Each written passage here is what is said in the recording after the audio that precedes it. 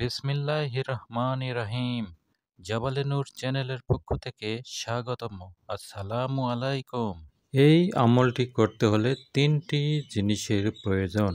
একটি নতুন সাদা কাগজ, যে কাগজ এখনো ব্যবহার করা হয়নি, একটি নতুন ইট, যে ইট এখনো ব্যবহার করা হয়নি, এবং একটি কালো মার্কার, যে মার্কার কলম এখনো ব্যবহার করা হয়নি। তিনটি নতুন জিনিস নেবেন, একেবারে নতুন জিনিস নিয়ে আপনি এই আমলটি শুরু করতে পারেন। পাক পবিত্র হয়ে নেবেন এবং কোনো নির্জন স্থানে, যেখানে আমল করলে আপনাকে কেউ দেখবে না এবং আপনাকে এই আমল সম্পর্কে আপনি কাউকে জানাবেন না। এই আমলটি খুবই গোপনীয়ভাবে করবেন। ইনশাল্লাহ শত্রু আপনার রাস্তা থেকে সরে যাবে। শত্রু আপনাকে দূর থেকে দেখেও দূরেই চলে যাবে, আপনার সামনে আর আসতে সাহস পাবে না। এই আমলটির নাম হয়েছে শত্রু ধ্বংসের ভয়ঙ্কর আমল, দ্বিতীয় খণ্ড কিতাব থেকে। এই কিতাবটি সংগ্রহ করতে চাইলে আমাদের সাথে হোয়াটসঅ্যাপ বা মোবাইলে যোগাযোগ করতে পারেন। তো এই আমলটি কতটা শক্তিশালী এটি আপনি একবার করলেই বুঝতে পারবেন। যে কোনো দিন যে কোনো সময়ে আমল করা যায়। শত্রুকে সরিয়ে দেওয়ার জন্য এটি একটি কার্যকর এবং শ্রেষ্ঠ আমল, মুজাররব এবং লাজবাব একটি আমল।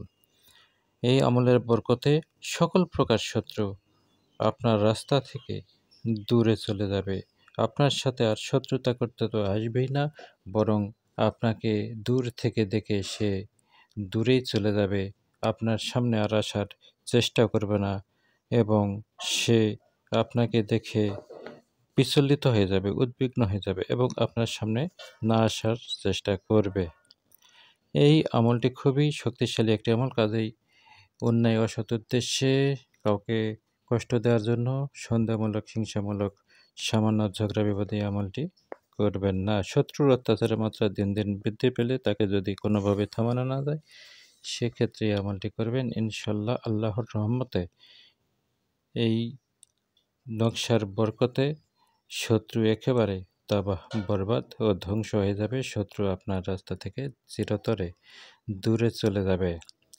এই আমলটি কিভাবে করবেন তার নিয়ম কিছুটা বলে দিয়েছি এবং বাকি নিয়মটি হলো, এই নকশাটি নতুন সাদা কাগজের উপরে লিখবেন এবং ইটের উপরও মার্কার কলম দিয়ে লিখবেন এবং লেখার আগে অবশ্যই দরুদে ইব্রাহিম পাঠ করবেন, আল্লাহর কাছে সাহায্য প্রার্থনা করে নেবেন, শত্রু দমনের নিয়ত করবেন এবং শত্রুর চেহারা কল্পনা করে এই নকশাটি লিখবেন।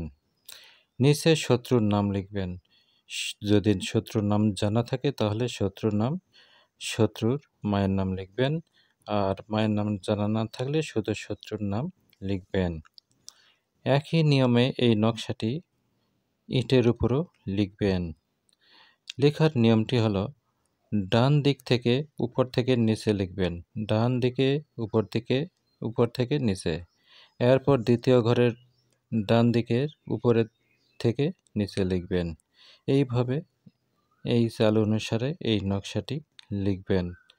লেখার পর কি করবেন সেটি এখন বলে দিচ্ছি। তার আগে একটি কথা বলে নেই, আমাদের চ্যানেলটি সাবস্ক্রাইব করা না হয়ে থাকলে এখনই সাবস্ক্রাইব করে নেবেন, সেই সাথে লাইক, কমেন্ট, শেয়ার করবেন এবং শত্রু ধ্বংসের ভয়ঙ্কর আমল বা এ ধরনের কিতাবগুলো আমাদের প্রকাশিত হয়েছে। যদি সংগ্রহ করতে চান তাহলে আমাদের সাথে হোয়াটসঅ্যাপ বা মোবাইলে যোগাযোগ করে এই কিতাবগুলি সংগ্রহ করতে পারেন। কাগজে যে নকশাটি লিখেছেন সেটি ছোট্ট করে ভাঁজ করে নেবেন এবং সম্ভব হলে অষ্টধাতুর মাদুলি সংগ্রহ করে সেখানে রেখে আপনি কালো সুতা দিয়ে বেঁধে সবসময় গলায় রাখবেন। আর ইটটি আপনি আপনার বাড়ির আশেপাশে যে কোনো কূপে, পুকুরে অথবা নদীতে নিক্ষেপ করবেন। আর নিক্ষেপ করার সময় শত্রু চেহারা কল্পনা করবেন।